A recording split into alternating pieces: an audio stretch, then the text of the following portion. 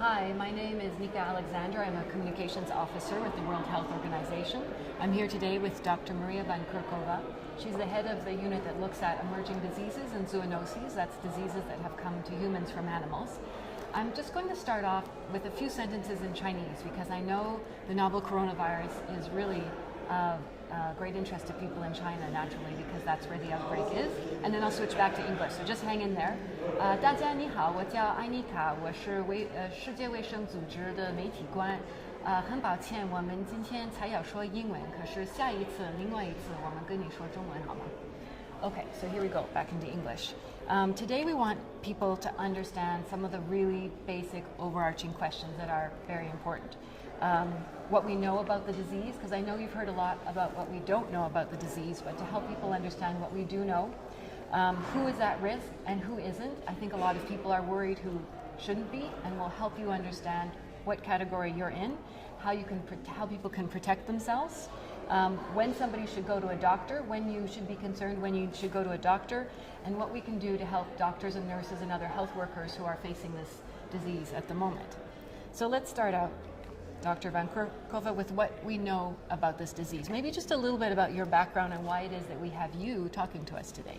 So thank you, Nika. Hello, everyone. I'm an epidemiologist, and I work in our health emergencies program. And my background is in respiratory diseases. So I spent quite a lot of time working on influenza, avian influenza, which is a virus that moves from birds to people. And I'm our MERS focal point, so Middle East Respiratory Syndrome coronavirus focal point.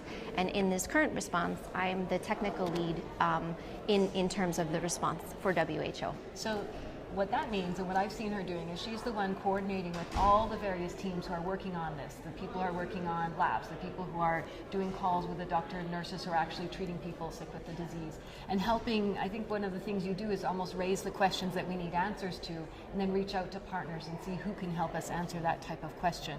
And also make sure WHO is putting together the right guidance. So if we need guidance for how a laboratory should test for this disease, and so on, we're saying we need to develop that guidance. Is that about right? That's right. And okay. What we are trying to do here is build upon experiences that we've had with other types of respiratory viruses. This novel coronavirus, novel meaning new, it's something we haven't seen before. And so when something is new, there's a lot of unknowns. We're filling those unknowns at the moment, but we're building on experiences and utilizing our network partners across the globe to help make the most informed guidance to all countries. So we're not starting from zero, we're really building on correct knowledge we and partners had already. That's right. So what do we know about this disease then? So what we know is that this is a novel coronavirus, a new coronavirus that has not previously been detected in people before. It was first identified in a group of individuals with pneumonia in a city called Wuhan in China. And this was picked up by Chinese authorities through a surveillance system that they put in place after SARS in 2003. A medical surveillance system where they look for unusual events in the hospital system? Yes, like that? that's right. That's right. And because this is a novel coronavirus, what we know is that people who are infected with this virus develop respiratory disease, which means some people will have mild symptoms, which could range from a fever or a runny nose or a slight cough. But some people can also develop pneumonia, and in some patients and some people, they can have very severe disease and die. So that's really scary to hear that some people have died from the disease, and we want you to understand how bad it is. So if 100 people have the disease, what percentage will have that mild disease as you described, and then what percentage might die based on what we know so far? And you know it can change. Yeah, based on what we know so far, 80 people have died out of the total number of people that have been reported. It's about 4%, 3 to 4%. That is a very early number in terms of percentage, and that will likely change as more information becomes available. So 80 of the 2,000 plus 2,700, yes. Or the percentage of people who have died of 2, 3, or 4%. Yes, that's right. That's now, right. that doesn't mean it's not severe. It doesn't No. mean it's not a dangerous disease. It just means that everybody that's infected will not necessarily develop severe disease and die.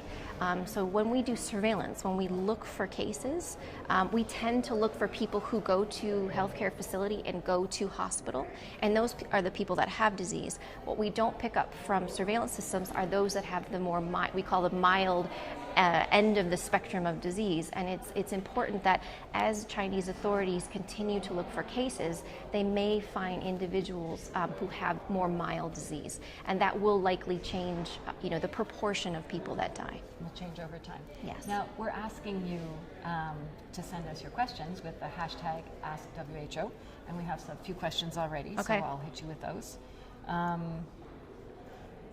Let me see. Here we have one question from Kashif Ahmed, who is asking, how does the virus spread? So, Kashif, that's a very good question. What we're trying to understand, what we know from reporting, is that transmission occurs through a respiratory route, which means droplets. So these are small particles that either transmitted through like a sneeze or a cough. But transmission between people occurs amongst very close contact, so family members or healthcare workers. So you have to be in close proximity to one another. We also know that this is a coronavirus, and the original source of this outbreak is likely an animal source. That's currently under investigation. We haven't identified the animal source, but in the beginning of this outbreak, what we believe has happened is that the virus moved from an animal to people. So two types of transmission from an animal to people, and now between people, but mainly amongst close contacts. So the idea being that at the beginning of this outbreak, the first people or the first wave of people who are getting sick somehow got sick, maybe related to this market or to another animal. Yes. And then since then, it has been more from one person to another person in the family who may be caring for them, Right. or in a clinic or a hospital where the doctor or nurse is caring for a patient and therefore is very close to them and maybe That's right. exposed to some of the symptoms. That's right. Now, somebody on Twitter is asking, is it true, however, that people who are asymptomatic, meaning they're not coughing, they're not sneezing, they don't have really runny noses, that somebody with the disease without symptoms could still make you sick? Yeah, so this is a very good question.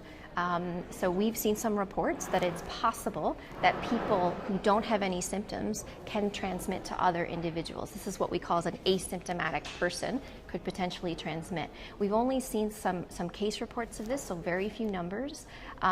With other coronaviruses, such as Middle East Respiratory Syndrome coronavirus, we know that this is possible, but it's happening in a very limited extent.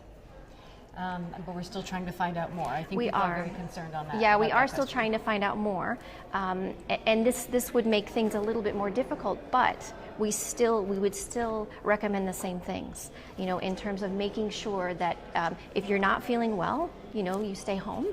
And you practice good hand hygiene, where you're washing your hands with soap and water or an alcohol rub, making sure that when you practice respiratory hygiene, you're sneezing into your elbow, you're using a tissue and you're throwing that away right away. That doesn't change no matter what. So practicing that good respiratory etiquette and hand hygiene etiquette is really important for flu season, for any type of respiratory disease. Now, you said if you're feeling unwell, stay home, but there's some conditions around that. Yes, so if you do have fever and you have a cough, you should Difficulty breathing. Thank you, and difficulty breathing. It is important that you do seek health care. Now, this does apply for anybody at any time. If you have difficulty breathing, of course you need to seek health care. Yes. But I think particularly at the time of this outbreak, we're adding a bit more around that, saying that if you are in the area where the virus is transmitted, where there are other people getting sick with the disease. Yes. I think it's important to say, we didn't say this at the beginning, I think it's important to say that in terms of the case numbers, in terms of where we know this virus is circulating, this virus is circulating in China, and it did start in this area of Wuhan, but there is some circulation in other cities in China. And of all of the people who have traveled from China to another country, there are some cases that have traveled from China to another country. Those people have typically been mild, and there hasn't been any onward transmission. There haven't been any outbreaks in other countries. And so not everybody across the globe is at risk for this virus. It's important to know where the virus is circulating, and so you can determine what your individual risk may be. So it's in 12 other countries at the moment. Yes. But a total of 30 cases. 37 cases. 37 cases. In 12 other countries. That's very small groups of people in these other countries at the moment, and the vast number of people sick with the disease are in Wuhan and some other provinces in China. Yes, and what we are trying to do is we are trying to provide information and provide advice to all countries of the world to what to look out for. Should a case come to their country, what should they do in terms of early identification, making sure that those patients and those people are cared for and communicated with, and so that there isn't any onward spread. So several people are asking questions if there's any kind of treatment. People have heard things like alcohol or certain kinds of oil can be helpful. So is there any treatment for this new disease? So because this is a new disease, it's a new virus, yeah. We don't have specific treatments for that virus. But because this virus causes respiratory disease, those symptoms are treated. We've heard a lot about antibiotics, and this is a virus, so antibiotics won't work against a virus. No. So, but I should say that there are treatments that are in development, and this is really important because for the past many years, many treatments are being looked at to treat other coronaviruses like MERS coronavirus, and hopefully those treatments can be useful for the novel coronavirus. And how do you go about testing those new treatments? How do you know which ones work? So that's a very good question. It's a very important question. It needs to be done in the right way. So for example, for MERS coronavirus, there's a clinical trial that's ongoing right now in Saudi Arabia that's looking specifically at the use of some potential therapeutics for those patients. And we're hopeful that clinical trials could be used for this novel coronavirus as well. And there's already, you said two? There's already two underway? There's one that's ongoing right now, and there's one for MERS that may begin again. And there is an exchange between scientists. I think it's important, Nika, that people know that the whole entire global community is working together to try to better understand this virus, to try to better understand how it's transmitted, to treat patients. And we're using the experiences from the past to help now. And so Chinese authorities are working together with a large group of international partners to help try to support patients. We have a lot of questions. We're not able to get to all of them. This one's from Dora Garby, who's asking, how does somebody know, how do you distinguish between a normal flu and coronavirus symptoms? So Dora, this is a tough one. This is a good question because when someone comes in with a respiratory disease, it's very difficult, if not impossible, initially to determine what they're infected with. And so what we rely on are diagnostics. So I should say very, very quickly after this virus was identified by Chinese authorities, they made the sequence available. So this is the part of, what is this virus itself? They made it publicly available. And because they did that, diagnostics were molecular tests, like a PCR test, were very quickly developed. And so lots of countries can actually test for this virus. So if somebody comes in with a respiratory disease, they will take a sample, usually like a respiratory swab sample, and run a test. Is it influenza? Is it coronavirus? Is it something else? And most of the time, it will be something else. Yes. I mean, if you look at a global scale, if you look at the population of Wuhan even, the number of people who are sick with this disease, even though it's very many people, and we worry for those people, and we know it must be very scary for people in those areas, the vast majority of people are probably sick with quote-unquote normal flu because it is flu season. Yes, that's right.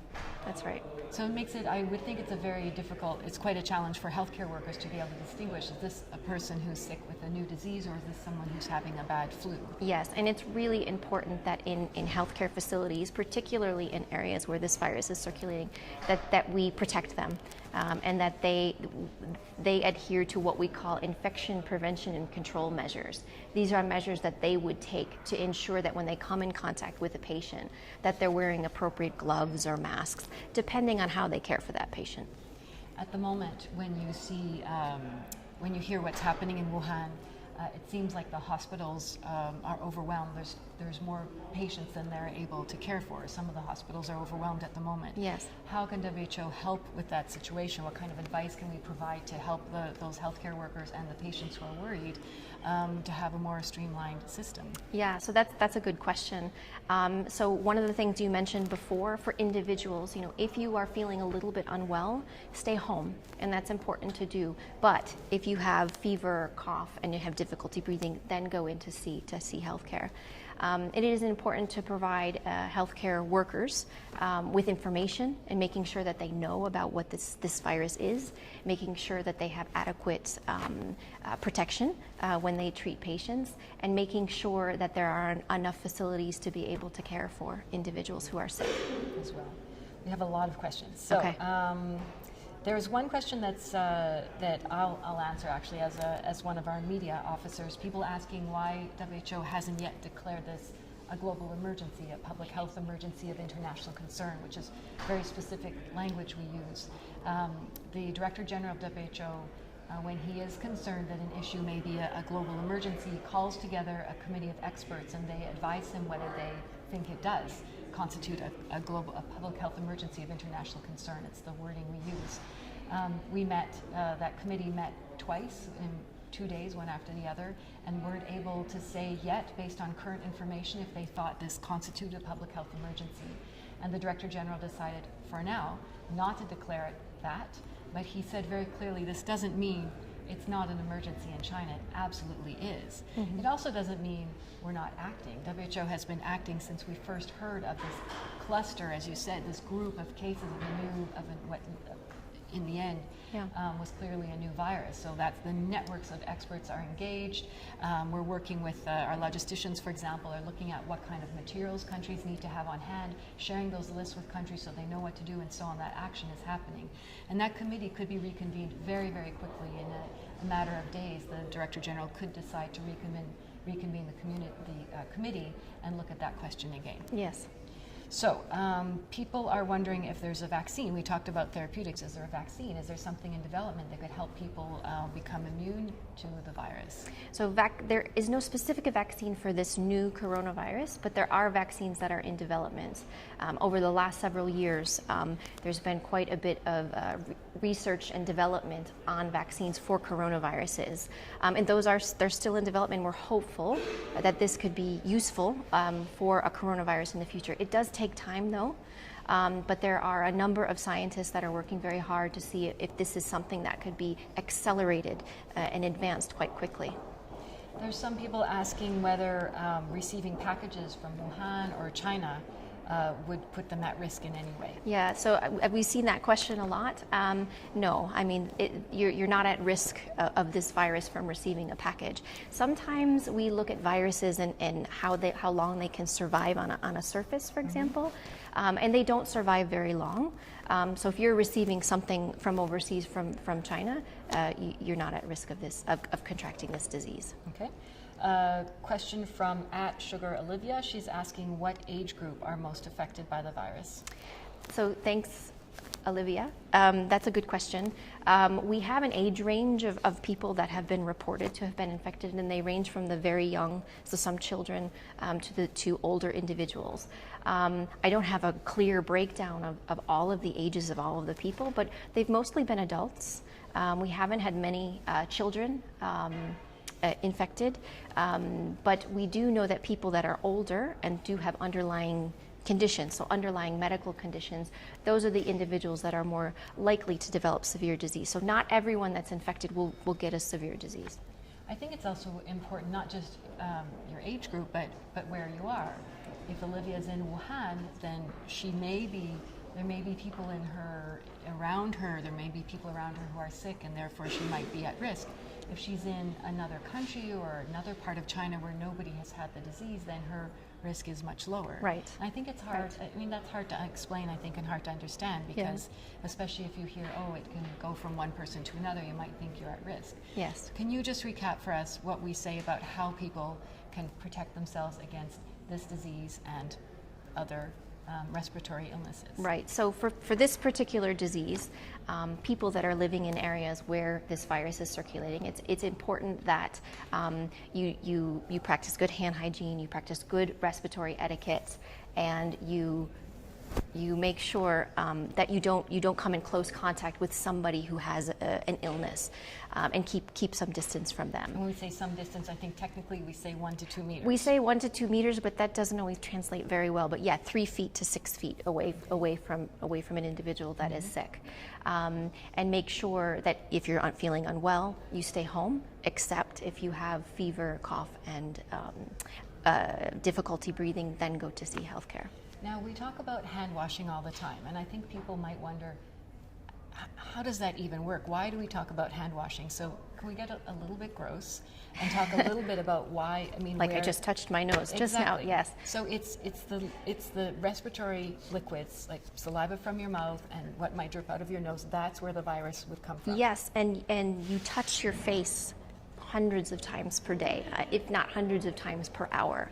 So it's really important that you wash your hands thoroughly with soap and water or an alcohol rub, because you are constantly touching surface, not even related to this particular virus, but anything. You want to make sure that your hands are nice and clean, because if you touch something that's soiled, that's dirty. For example, if somebody who's sick and has recently touched it, you could touch your eyes or touch your nose or touch your mouth and get infected that way. So it is important that you do wash your hands. Okay, and there's one thing we forgot to mention earlier as well, that if you are somebody who are not in parts of China where there's the outbreak, but you have been in contact, you have been close with someone who has been from that area, then when you go see your doctor, if you have the fever, the cough, and the difficulty breathing, you tell them your travel history. And so that applies for people in other countries as well. Yes. But we always talk about that link back to Wuhan.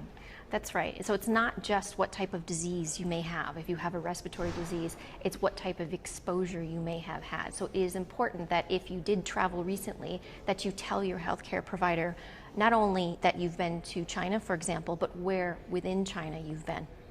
And this, I think, is important as well.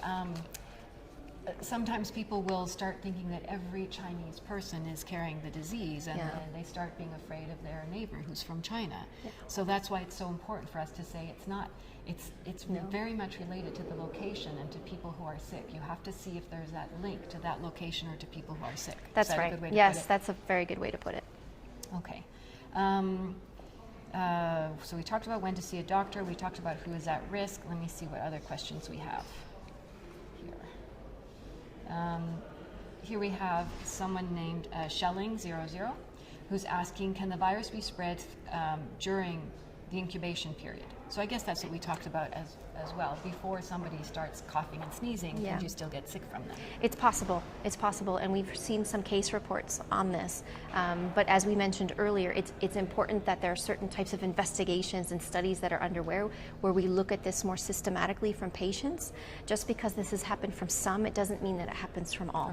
Yeah. And then, I know we sort of just talked about this, but just to repeat it again, if I was someone who is sick with the virus, but I'm not yet coughing and sneezing, so I'm not coughing on your face, how could I make you sick? If I was carrying the virus but hadn't yet started having symptoms, how would I make you sick? So again, it's these droplets. It's these, if you were sneezing or coughing or spitting. But I'm not sneezing or coughing. But you're not sneezing or coughing. coughing. Symptoms. It's very difficult. It would be very difficult to transmit between people that way. That's why we need to do it. It's not a great answer because it doesn't give you the exact thing that you want. But this is why we need to do certain types of studies to determine how exactly do people get infected, in what way. But would it still be, I mean, is it still related to the liquids in my nose or my mouth? Would it be if I had touched my nose, used my phone, passed the phone to you, and then you We're not sure. We're not sure, but likely. I mean, I bring it back to MERS because that's the example that I know of. And what we think may be happening is that somebody may be carrying it up in their upper respiratory tract, we say, and then almost transmitting it like a fomite, like something that's on a surface, and transmitting it from me, just like you explained. Okay. But we do need more information before we can say for certain if that is happening, how often that is happening, and why it's happening. Okay. There's a lot of questions. We won't be able to get to all of them, and we have to wrap up soon. But we'll be doing these more regularly. You'll get a chance to ask us more questions. And do keep your eye on our website, who.int. There's this whole section on coronavirus. There's Q&As there, questions and answers. We have many posts on social media. You can ask questions there as well. So this is an important one. Is it true the virus is mutating? And people always, you hear that word mutating, which sounds really scary. So do we know, is the virus changing? So there is a global network of scientists and virologists that are looking at all of the sequences that are becoming available. And I should say, again, we're very grateful for all of the sequences that are becoming available from not only China, but countries that are seeing patients. We are looking at all of these viruses to determine if there are changes. We haven't seen any evidence that the virus has changed or that it has mutated, but it is a common question that comes, since this is new, this must be different, this must have changed. But we're watching this very closely, and we haven't seen any evidence that it's mutated or that it's changed. Not for now, but keeping an eye on it. That's right. Okay, I think this will be our last question. It's from Sway T. Pamela from Palau. Okay. What would you recommend to all the hospitals around the world, especially this tiny island in the Micronesian region, about what to do and how to help people? So thanks for that question. That's a very important question. One of the things I say when I talk to people, and I talk to ministries, I talk to family, the most important place in a country, in a city, is the hospitals. It's the emergency departments. Just making sure that they are aware of people that may come in with whatever, even if it's flu, and that they have standard infection prevention and control. Making sure that all of these applications of hand washing, making sure that PPE is there, is enforced. And that's really, really important. So you mean as simple as making sure that the doctors and nurses and the cleaners, they have the right gowns and the right masks, there's hand washing stations or hand cleaning stations for them throughout. And that they're used. So not only is it there, and that's very important, but also that it's used by all of the healthcare professionals. So that has to do with training, I imagine, and protocols, and management has to be sure that they make it possible for people to do all these things. Yes, that's right. That's right. So please let us know if we haven't answered a really burning question for you, if we've confused you somehow, and it is quite a confusing topic, so we hope we haven't brought confusion but have brought more clarity. This situation is going to continue to evolve, so please keep asking us your questions. Let us know what you need to know from us, and we'll do our best to share that with you. Thank you very much, Dr. Maria van Kerkhove, for being with us today, and thank you for your interest as well. Bye-bye. Thank you.